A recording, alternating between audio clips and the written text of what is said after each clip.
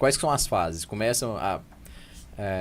Vai lá, começa o documento. Como que chega no senhor lá um processo de declaração de nulidade, né? Bem, na diocese onde existe um tribunal eclesiástico... É o nosso caso, né? Que é o nosso caso, né? Diocese de Anápolis. Quem que é o juiz do nosso?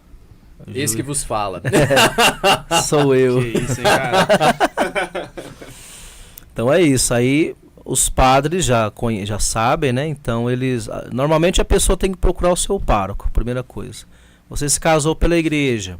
Seu casamento fracassou, terminou em separação, divórcio. O padre quer anular meu casamento. Exato. Você vai no padre da sua paróquia. Cansei, exato. O normal é isso. Ou num padre conhecido seu, né? Vai no seu pároco, expõe a história para ele e ele vai te encaminhar para o tribunal eclesiástico. Você vai marcar um horário para fazer uma primeira triagem, né? Uma primeira entrevista. Lá no tribunal tem pessoas preparadas para acolher essa primeira entrevista.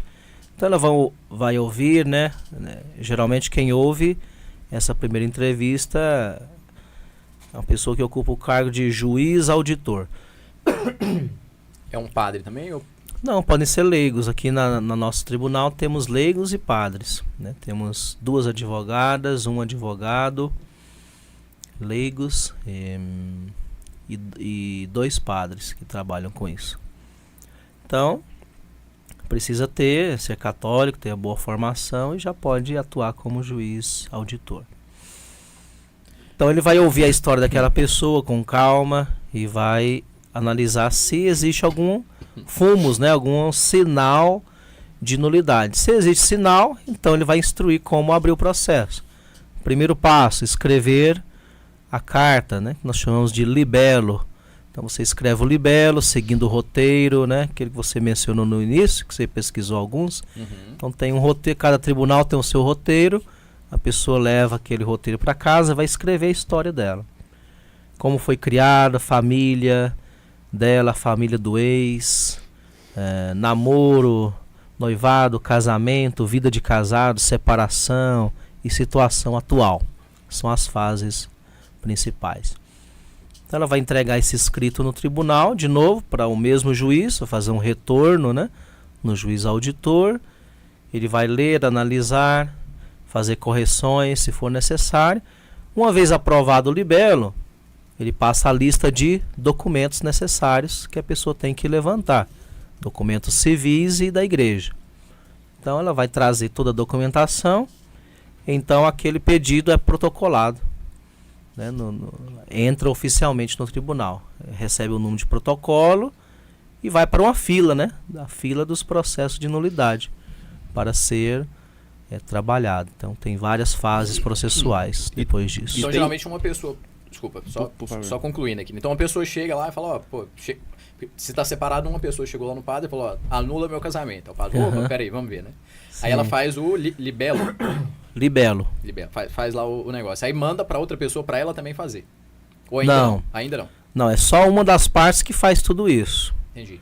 É a parte ativa, a outra fica como parte passiva. Nós chamamos a parte ativa é o demandante e o outro é o demandado. Então é só uma parte que move, a outra vai acompanhando o processo.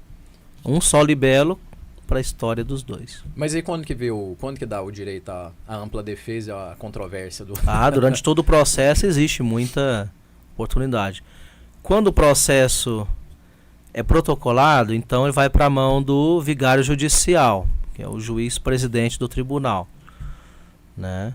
Então esse juiz vai analisar a documentação, se estiver faltando ele devolve o processo para a parte, para ela completar, volta para ele. Uma vez que está tudo ok, ele vai ler o libelo e vai analisar se existe sinal de nulidade, se existe chance de que aquele casamento seja nulo. Se sim, então ele vai baixar o primeiro decreto, né, o primeiro ato jurídico propriamente, que é o decreto de admissão do libelo.